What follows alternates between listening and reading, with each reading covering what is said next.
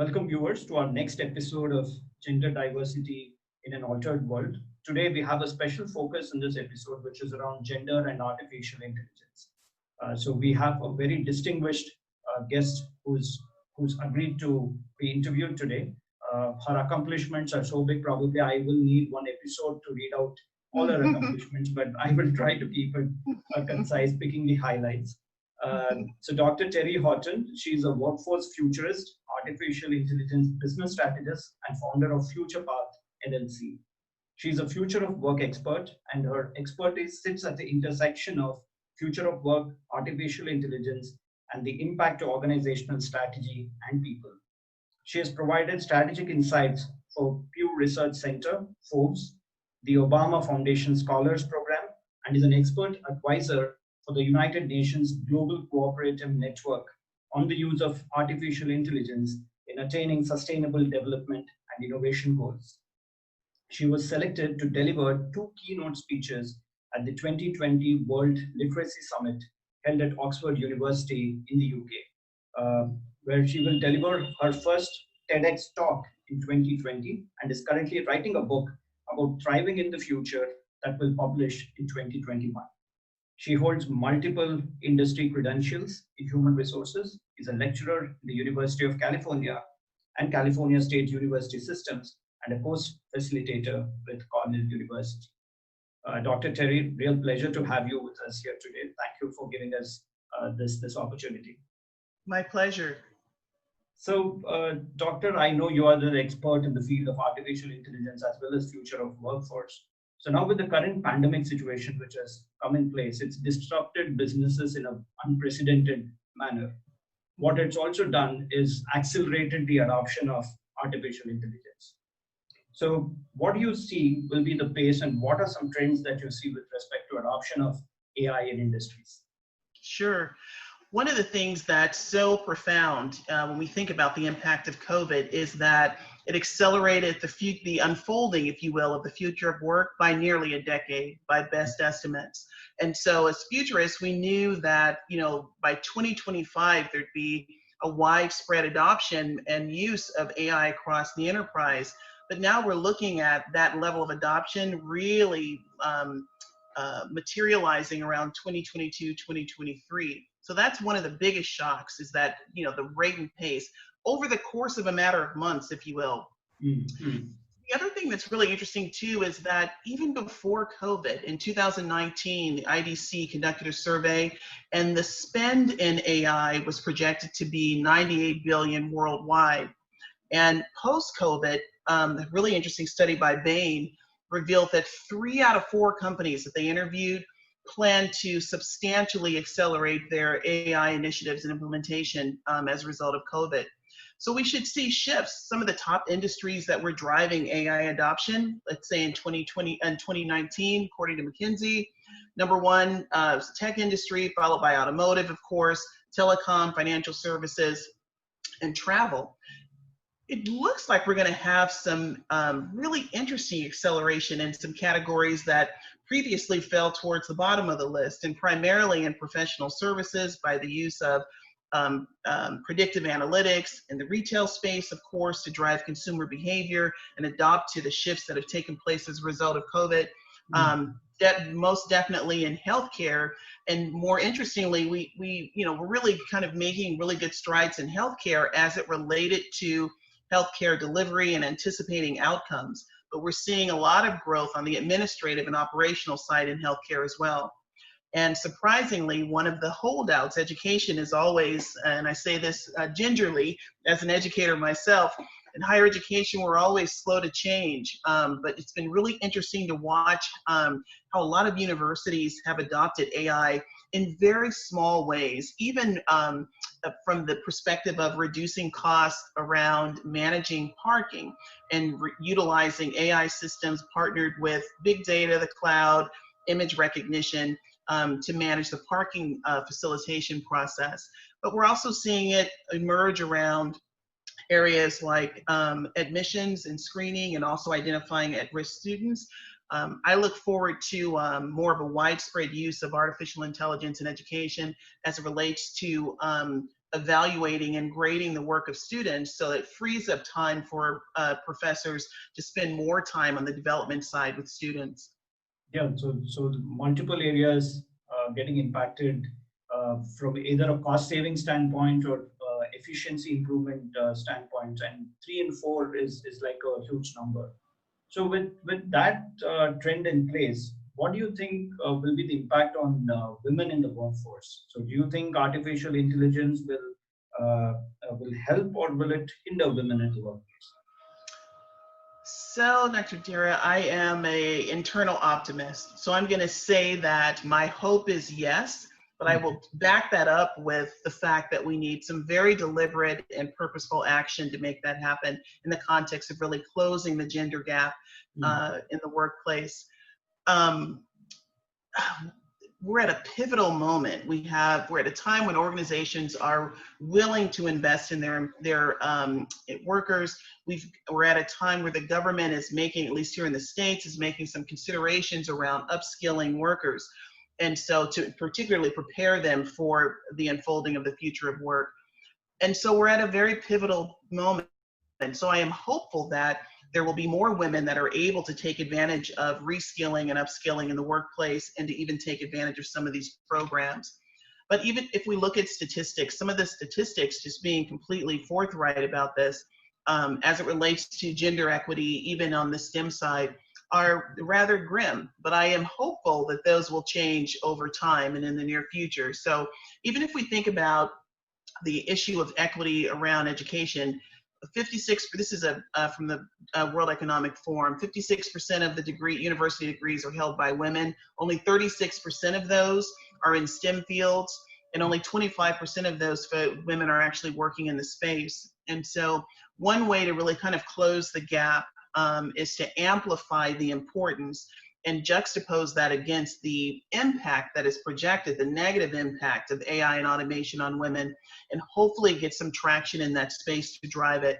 It is my hope that at this moment, the voice is loud enough, and we are sounding the alerts enough to empower women of all stripes across all industries to realize that AI, as Dr. Ng from Stanford University says, AI is the new electricity. There are no industries or roles or sectors that will go unscathed. And so I think part of the challenge in closing that gap is helping the woman who works as a cashier understand that she's got to fundamentally understand how AI works and the role that it plays in driving business in a retail space or in a fast food space. And that's just as important as the senior vice president who finds herself responsible for a huge portion of digital transformation, but does not have a fundamental understanding of what AI does and how to extract value from AI systems, not just to, to save on the expense side, but to literally use it as a means of driving innovation and growth. That's the challenge, across the board, getting us to understand that all of us need to understand it. That's an interesting perspective of saying AI is the new electricity, right? So I love that quote. Yeah, it's a wonderful quote. So how do you think we could get more women in the STEM field? Where can we start, and what can be few steps that we can take to get more women into the STEM field? So I think I'm going to approach it in two ways. I think fundamentally as women, we have to demystify artificial intelligence and technology and automation. It's kind of frightening, right? Particularly for women that don't come from a traditional background. I'm an example of that. All of my experience for the first half of my career, I worked in a variety of management and executive roles in the media industry, in marketing, advertising, new product development, and such. And it was not until Career 2.0 that I began teaching and began getting really, really interested in the future of work and the intersection of education, that I, went back to school, got a doctorate, and then got the micro credentials in AI and in data analytics. So we have to inspire. Women need to feel inspired, to be curious enough to see how artificial intelligence and automation will impact the way that they live, work, and play. So I think it starts with the spark. So we need to amplify it, demystify it, and make it approachable in ways that, as I said before in the other example, even the cashier that doesn't have formal education is curious enough to really kind of take some of the next steps to move in that space. Now that's one side of it. The other side of it is that we need organizations to make some change in this space too. Yeah. So we need organizations committing to, increasing and growing the pipeline of women that are moving through the organization, not just in tech spaces and STEM spaces, but also to provide a platform of growth for women that are in non-tech spaces and organizations to upskill and learn and develop their learning and their agility and acumen, if you will, in that space. So the other part of that too comes on the side of, there's some organizations that are doing some really interesting things. For an example, Microsoft is doing some really interesting things about creating pipelines of young girls to move them into the future workforce. We have commitments from a variety of organizations, particularly since we've all experienced over the course of the last 6 or 7 months issues around, on a global level, around equity and social justice. There are a lot of organizations that are committing to increasing the amount of women, right? So gender diversity as well as racial diversity, and creating a sense of inclusion and belonging by actually developing and moving them through spaces and experiences that allow them to grow and develop. Okay. So what do you think will be the economic, political, and social effects of artificial intelligence and machine learning technologies on the lives of women? Well, I'll break that down. From the economic perspective, it can create really fantastic opportunities. So what do I mean by that? The availability and ease of use and the reduction of barriers to entry in terms of utilizing AI, whether you're going into STEM yourself or you're just implementing AI systems into your business, are fantastic. So I feel very, very hopeful about economic opportunities for women to grow their economic future and possibilities by utilizing AI systems, whether they use them to streamline their business, to become more competitively advantaged, or jump with both feet into the tech space and look to create their own opportunities, whether it's opportunities within organizations or their entrepreneurial opportunities. On the political side, I think there's an opportunity, again, sometimes it's about capturing the moment, right? So we are in a moment right now, and I think now is the time for women to utilize the opportunity through political action and social action to amplify the impact, the potential negative impact that a failure to learn, adopt, and pivot, right, will have on women based on the types of jobs that we hold and the job categories that are most likely to be impacted by AI. On the social side, that side is really interesting to me, because if we take a look at utilizing AI systems and we package that, whether it's natural language processing, machine learning, virtual reality, gamification, the list goes on and on, we have an opportunity to take a look at problems that have been social ills, whether it's related to clean water, hunger, or education, or even education for girls for that matter, to really use it, whether we're harnessing the power of the data or using systems that allow us to see the problem more clearly and to really have a larger impact on developing solutions and mitigating them. So I'm very hopeful about what we will do as women. We tend to be more empathetic. We have all the stats that talk about the impact of women in organizations and politics. So I feel very hopeful and inspired by what we can do on a social level by leveraging the power of AI. Absolutely, that really looks good and promising for the future. Now, coming from an organization standpoint, so one of the challenges for gender diversity at the workplace is the bias which creeps in, be it with respect to recruitment or promotions, among other aspects. So how do you think AI can probably bridge that gap and facilitate in removing gender bias while hiring? Yeah. So I talk about this a lot. And so I'll first start with kind of just this easy piece. First of all, women need to understand, and this is generally speaking, not just women, but all of us need to understand how the recruitment and selection process and journey has changed, right? So it's much longer, and it is completely infused throughout the way with a variety of different AI platforms, right? From the chat, from the bot that serves as the assistant to the recruiter, that is ranking and categorizing candidates by way of skills, qualification, education, and even cultural fit, as the candidate is typing the information in the applicant tracking system, to video interviews that use biometric analysis and psychometric analysis to analyze candidates. So the first thing that we need to do is to make sure that women understand, particularly now since we have so many people that are displaced as a result of COVID. I have several clients that are absolutely shocked that just happen to, be displaced now, but haven't been in the market for the last couple of years, and they are astonished by how much the process has changed. So understanding that, understanding how you are assessed, understanding now that assessments are a huge part of that process, whether it's neuroscience-based assessments or assessments that are used to assess critical thinking, problem solving, and soft skills. So knowing how to show up, from things like even voice analysis, how to use and project your voice and what that means, how a video interview, what type of data is collected from a video interview. So understanding that process first. The second part of that is then being able to hopefully engage with systems that have been swept, if you will, to the extent that they can, of bias, right?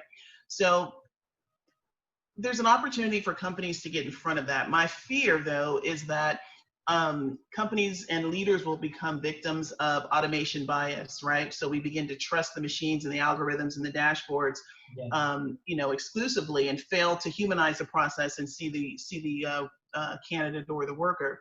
But there are platforms that are text-based that allow help companies write job descriptions so that they use less language that is, language that's less offensive to women or that might be a turnoff for women. There are a variety of platforms that really kind of sweep and clean for any obvious areas of bias, like gender or age and those sorts of things. So to that extent, to the extent that companies really invest in utilizing systems like that, I think there's a lot of potential, but I say that with a caveat. And the caveat is, a piece that I preach all of the time. If we do not fundamentally upskill everyone from the boardroom to the C-suite, all the way down to functional leaders and below, about the fundamental usage of artificial intelligence from a business perspective, if they don't have a basic understanding of data science and how algorithms work, when given the choice of making decisions around which platforms to partner with, how do they know what questions to ask? Yeah. So that is the biggest risk. I think there was a survey by Accenture last year that said 75% of executives were ready to really just like hit the gas pedal, right? And really invest and up their spend. It was to up their spend by 2020 by like 60 or 70%. But their biggest fear was that they believe that their teams, from their executives all the way down to functional managers or functional leaders rather, lack the fundamental understanding of what the future of work was or is and how actually to utilize and extract the most value from those systems. So organizations we need enough people with the level of knowledge and understanding, basic AI, what it can do and what it can't do in a business context, what types of problems it's trying to solve, what biases may emerge, right? Until we have enough folks across the organization that are able to answer those questions, it will become more and more challenging to mitigate bias in hiring and recruiting.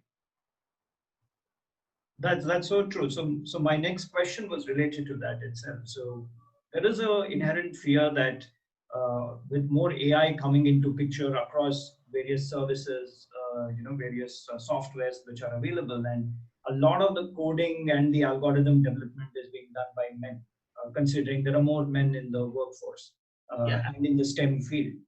So there is bound to be a lot of bias which gets into the algorithm itself.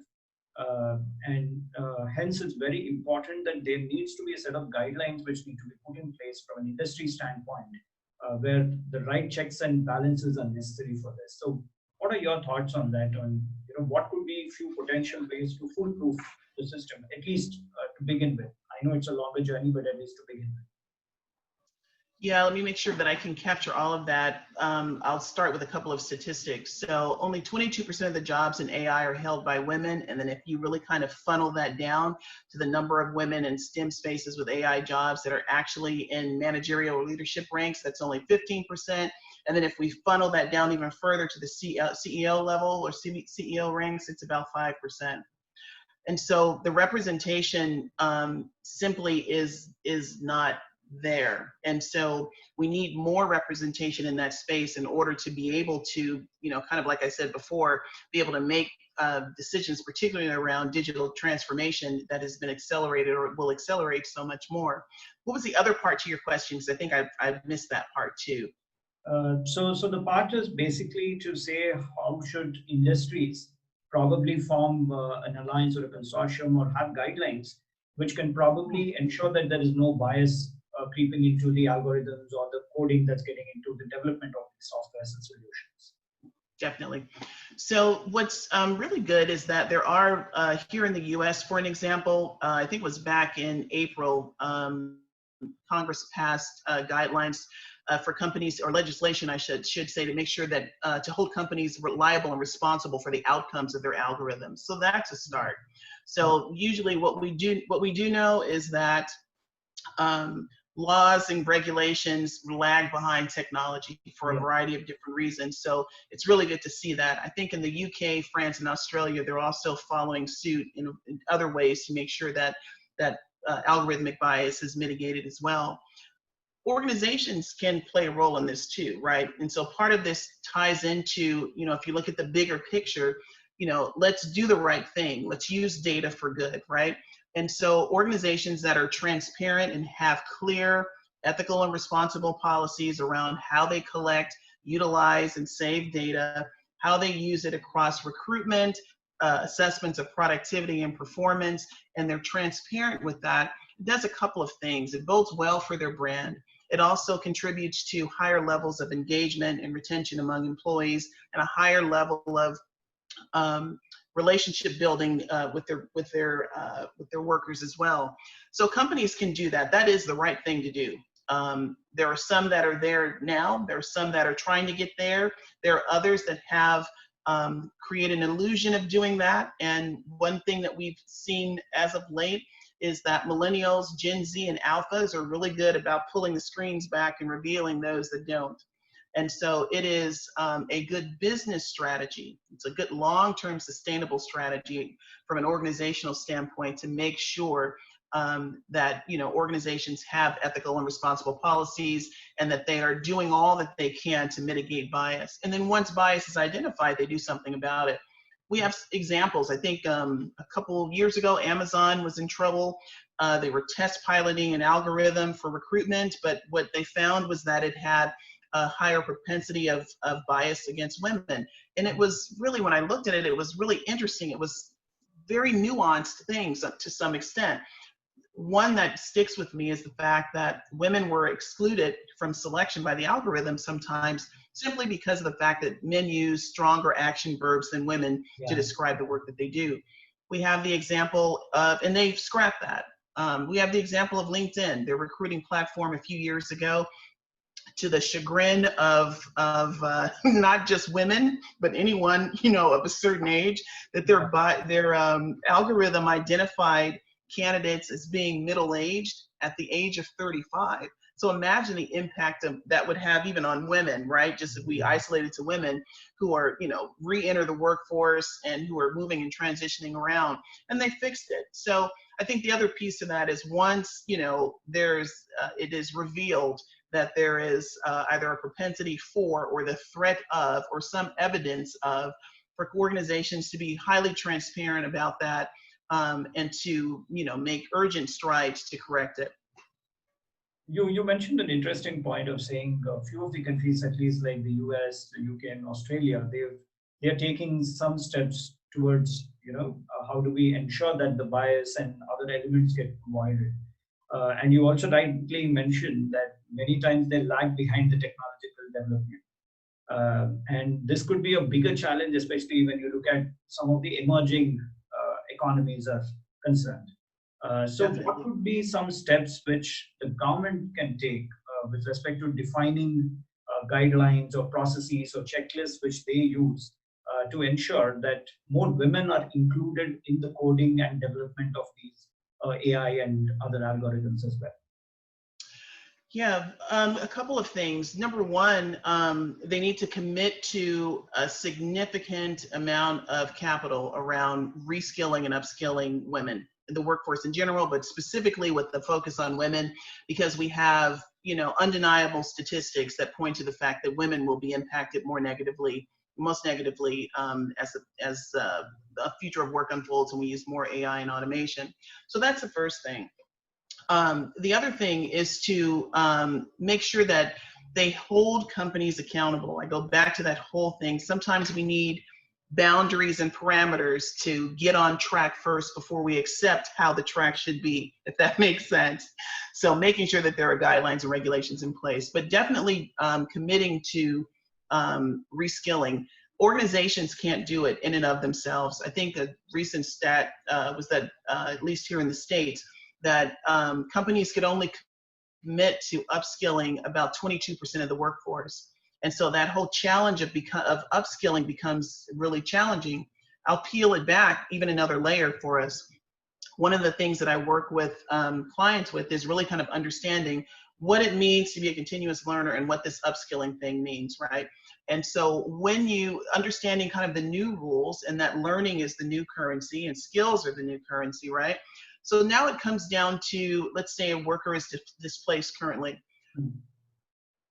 Where do I skill up? Do I need to get another degree? Do I need to get a micro-credential? If I do enroll in a micro-credential program, do I just need the knowledge or do I need proof? And that proof becomes a value add.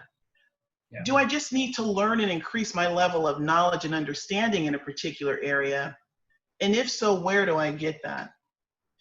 Where do I get it, and what sources are most credible and most portable? So learning the new rules of learning becomes a challenge too. So helping people make that process more transparent. There are endless choices. I am an educator with a ton of degrees and industry credentials, and I will tell you that the answer moving forward is not always another degree, right? It's about, micro-credentials are having a huge impact. There are still barriers to some roles without the degree, and we have to, acknowledge that. But anymore, I always tell students and clients, if you just meet the minimum qualifications for a role, you're a C player at best.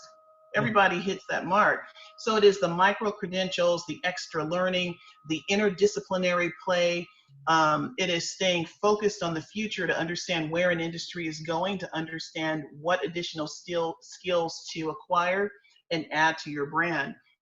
So helping to clarify that, there needs to be, a couple of places. The average person does not know where to go. And so governments can help in that way in helping workers, particularly now. Again, I point to the fact that we are at a pivotal moment for several things, particularly that impact women, but helping to clarify that. So what would be some advice which you would like to give to women professionals who are there right now at this pivotal moment for them to be future ready? I love that question. The first thing that we need to do is pull back any fears that we have and focus on being resilient.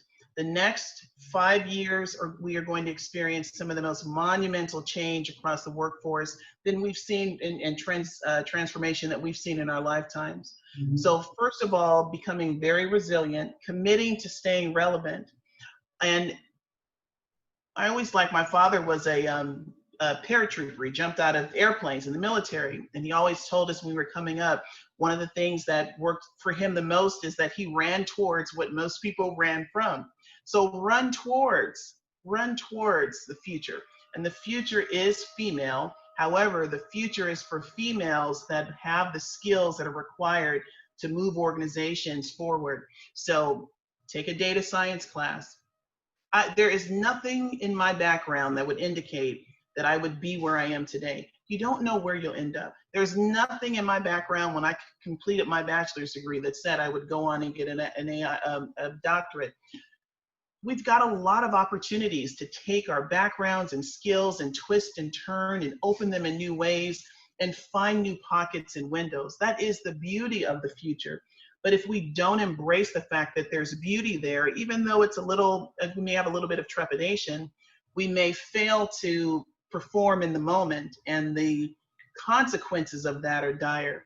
So take a data science class, take it on Coursera, take a free one first, just to dip your toe into it and see that it's not going to kill you. It didn't kill me, right? Take some free courses online about AI, what it is and what it can do and what it can't do. Start implementing some of it into your life to simplify your life so that it frees up time for you to do that. We always experience technology primarily as consumers before we do as workers. Yes. So expose yourself in that way so that it mitigates the fears. And I'll add one other thing. Do not believe that you will not be impacted by AI and automation. I go back to the quote, my favorite quote from Dr. Ng.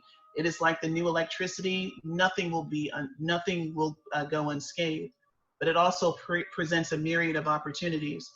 Do not think that the company that you work for, and the work that you do will never be impacted. Do not think that just because you work for a government agency, a nonprofit, or in an industry that is slow to change, that they will not have been affected by COVID and be forced into that space to use AI, even if it's just to mitigate and reduce costs. So do not be lulled into believing that you won't.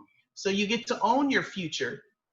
You get to own your future on your terms if you jump into it first. Jump into it first.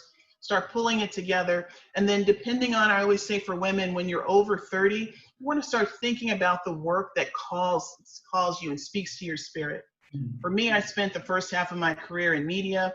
You could never have told me back then that I would end up as a consultant, an educator, and a trainer and speaker. I love education, I love training, and I never would have seen myself moving into that space. And then from there, it just took off. Put one foot right in front of the other. Went from training, coaching, teaching, to being interested about the future of work, doing a project in my doc program on AI, and it happened that I did it on the impact of AI on recruitment, and it just spurred my curiosity. Get there first. Get there first. Don't be a laggard. It'll pay off. So I love that statement where you said, run towards the future is female. And for females who are more resilient and who are ready to grab the opportunity and be future ready. Dr. Terri, it was wonderful talking to you. Thanks once again for sharing those wonderful insights. My pleasure. I'm sure there's a lot of food for thought, both for women professionals as well as organizations which are grappling with this new challenge of how do they address artificial intelligence. It's a new animal, right? So how do they handle that while protecting the interests and the charters of gender and inclusion? Thank you once again for your time, Dr. Terri. My pleasure. Take care. Thank you.